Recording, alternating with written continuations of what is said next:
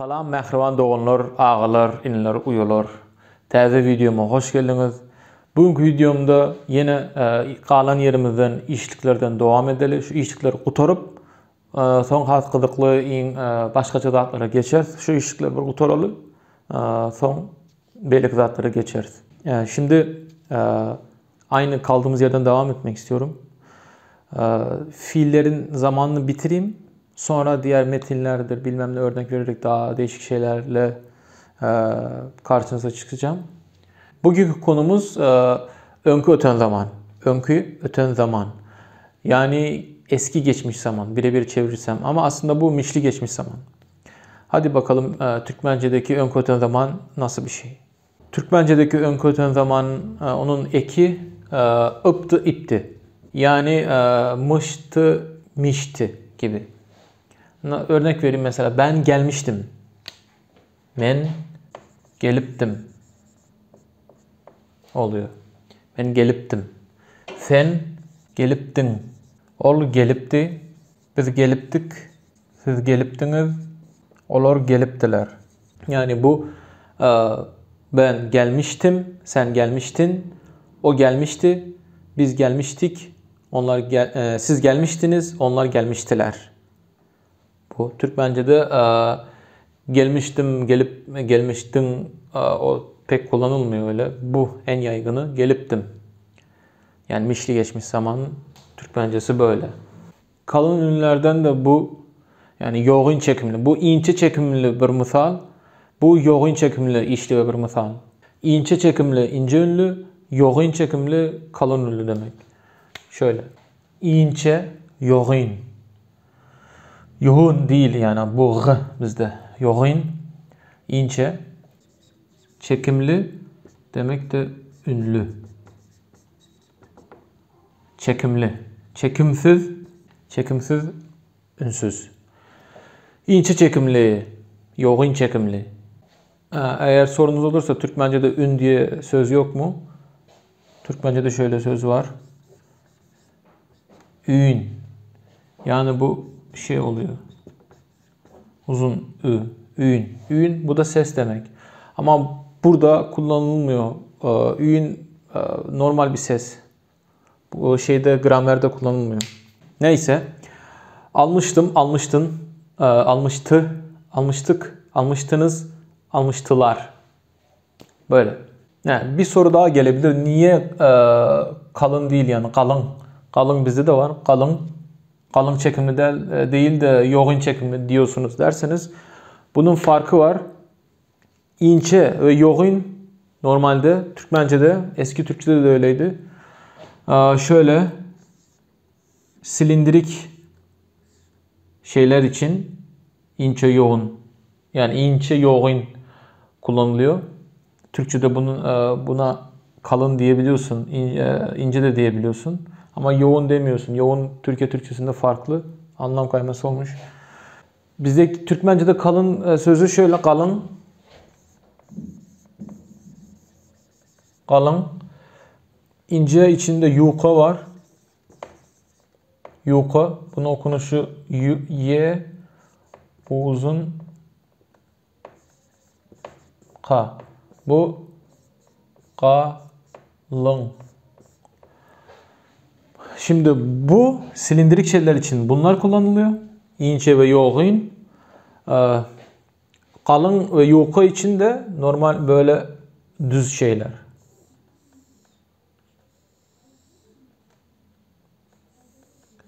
Mesela ne olabilir? Bu bir ekstra bilgi.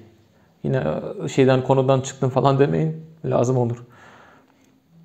Silindirik şeyler için mesela ağaç, odun ya da ağaç, ince ağaç, yoğun ağaç diyebilirsin. Ama ağaç için kalın ya da yok ağaç yok, o yanlış oluyor. Bu ne olabilir? Olabilir bir kağıt mesela. Kağıt. Kalın kağıt, yok kağıt ya da mata. Mata kumaş demek. Şöyle yazılıyor. Mata. Kalın mata, yuka mata. Yani ince mata diyemezsin ya da yoğun mata diyemezsin. Yoğun sadece silindirik şeyler. Mesela kalem. Yoğun kalem, ince kalem. Başka kitap. Kalın kitap, yuqa kitap. Kalın defter, yuqa defter. Bunu unutmayın. Bir de şöyle bir şey var. Türkmence'de sonu ünlü ile biten bir fiilde. Mesela oku, üşe, tanı. Yani bu oku, üşü, tanı. Yani okumak, üşümek, tanımak, okumak, üşümek, tanımak. Bunlara bu ekler geldiği zaman uzama oluyor. Mesela nasıl? Yazıda gösterilmiyor. Okumuştum, okumuştun. Hepsini örnek vermeyeyim bütün zamirlere. O yüzden sadece ben sen. Üşümüştüm, üşümüştün. Tanımıştım, tanımıştın. Türkmence mesela ilk gördüğünüz zaman bunu nasıl okursunuz? Okaptım, okaptım, üşeptim, üşeptin, tanaptım, tanaptım. Değil mi? Bu yanlış. Şuradaki buna okaptım,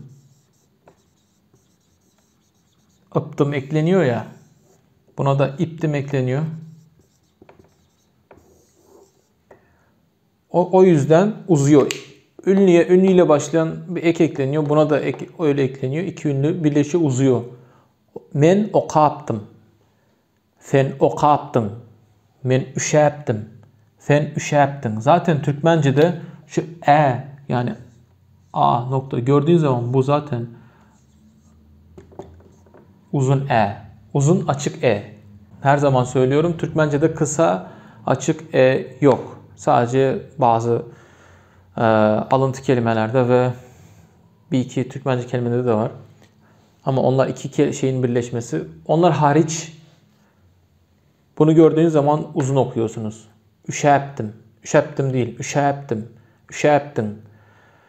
Tanaptım. Tanaptın. Tanımıştım. Tanımıştın. Buna da ıptır eklendiği için şu iki ünlü uzuyor. Okaptım. Üşeptim. Yazıda gösterilmiyor ama böyle unutmayın. Bir de yine ekstra bir bilgi olsun. O ne zaman kısa geliyor? Alıntı kelimelerde mesela ihtimal kısa, ihtimal. Ehli, bu da alıntı kelime, hepsi demek. Sonra Türkmence'deki mesela şunlar ekitmek ve ekelmek, götürmek, getirmek anlamı. Bunlar da kısa söyleniyor. Bunlar nereden gelmiş? Ekitmek demek şeyin kısalması. Alıp gitmek, alıp gelmek, ekitmek, ekelmek. O yüzden bu kısa söyleniyor. Ve bazı alıntı kelimelerde bu kadar. Diğer yerde gördüğünüz yerlerde mesela sayı olan 5, koca demek, burada uzun, 5, Şimdi onların olumsuzuna gelelim. Mesela okumuştum, okumamıştım. Gelmiştim, gelmemiştim. Okaptım, geliptim, alıptım. Onları gördünüz. Onların olumsuzu nasıl oluyor? Mesela geliptim. Bunun olumsuzu yani men geliptim. Olumsuzu men gelmendim. Böyle. Burada biraz kafanız karışabilir. Neden? Yani bu ikisi hiç benzemiyor. Yani men geliptim, men gelmeptim ya da gelmeptim değil diye soru gelebilir. Ağızlarda var öyle. Şivelerde var. Gelmeptim, almaptım. Ama resmi dilde, standart dilde böyle men gelmendim. Sen alıptın. Olumsuzu sen almandın. Evet, şimdi bunlar neden benzemiyor birbirine? Çünkü bu şeyin eski Türkçedeki gan, gen eki var ya, onun kısaltılmış şekli. Şimdi göstereyim size. Şöyle. Proses şöyle. Gelmendim. Buradaki uzun zaten. Gelmendim. Almandım. Bu da uzun. Almandım. Okumandım. Bu man eki yani olumsuz man oluyor ya. Man bu a uzun ve men ince ünlülerle men. Bu her zaman uzun. Sebebini de şimdi göstereceğim. Gelmen. Mesela eski Türkçeden anlatayım. Kelgen edim. Kelgen edim. Gelmiştim. Gelen idim. Yani kelgen idim. Bunun olumsuzu kelmegen edim. Gördünüz mü? Kelmegen edim. Şimdi bunu biraz şey yapalım. Oğuzlaştıralım. Gelme. Bu yumuşuyor zaten. Gelmeyen edim.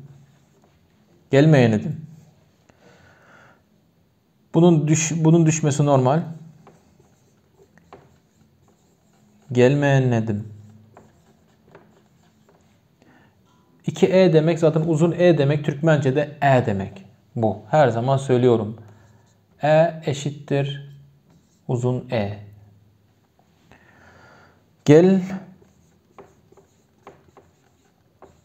Gelmendim. Böyle işte. Gelmendim. Bu yüzden böyle. Geliptim, gelmendim. Şey de aynı. Almandım. Onu da hemen göstereyim şöyle. O prosesi. Almandın. Eski Türkçe ile almagan edin. Alman. Bu ünlü uyumuna uyuyor. İnceler kalın oluyor. Almandım. Sonra bu zaten uzun söyleniyor dedim ya bu yüzden. Yazıda bizde gösterilmiyor. Böyle. Almandım.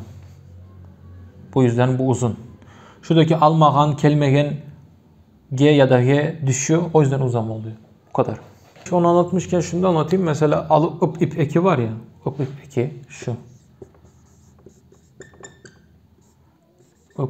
Mesela alıp Türkçe'de nasıl oluyor? Alıp almayıp değil mi? Gelip gelmeyip. Yani olumlusu olumsuzu. Türkmence'de alıp olumsuzu yine demin şeye benziyor. Alıp alma. Gelip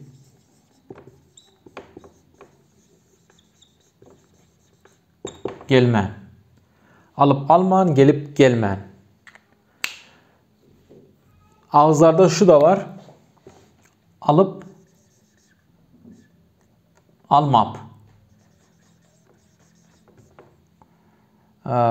Gelip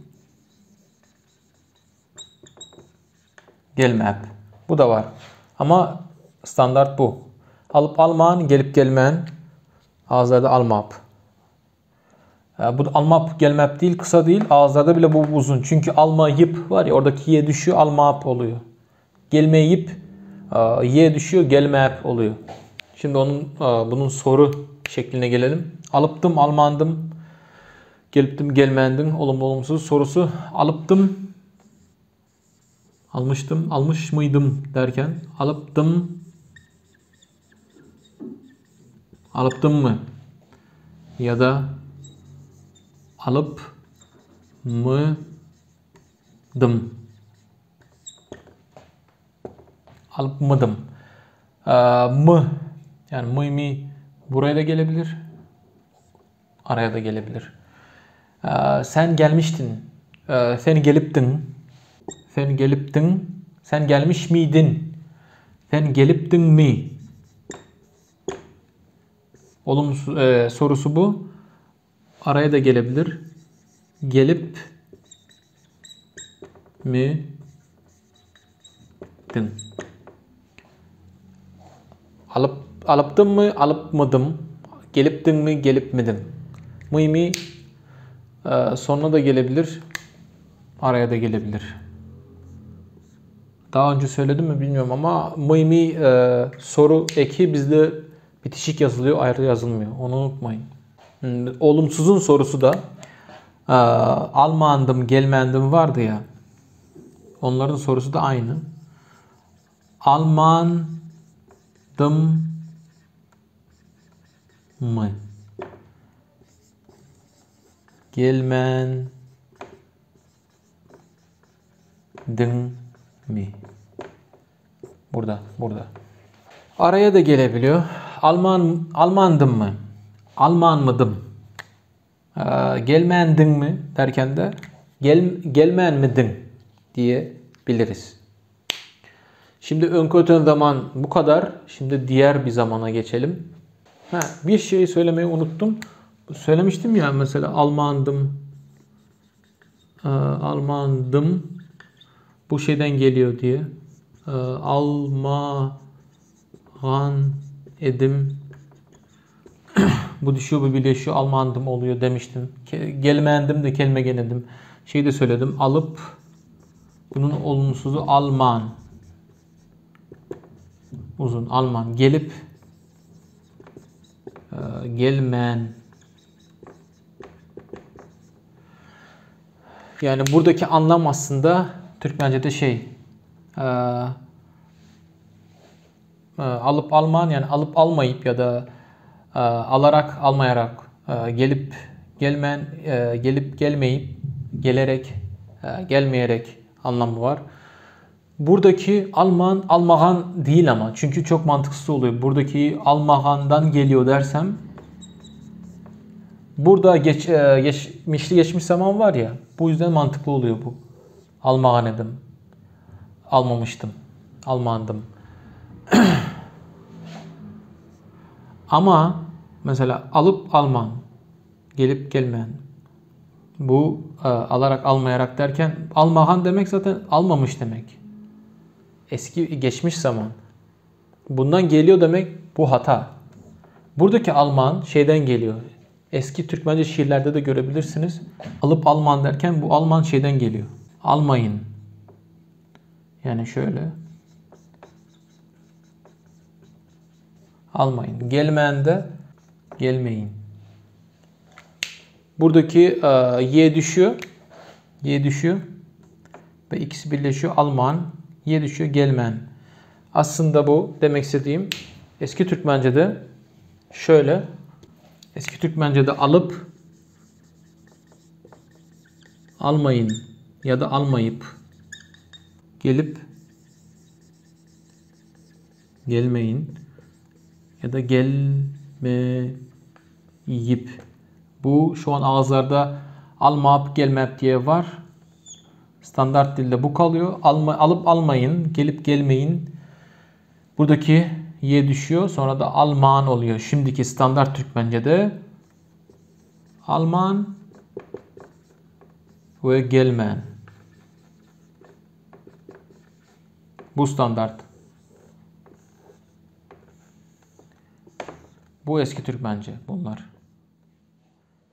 Böyle. Neyse devam.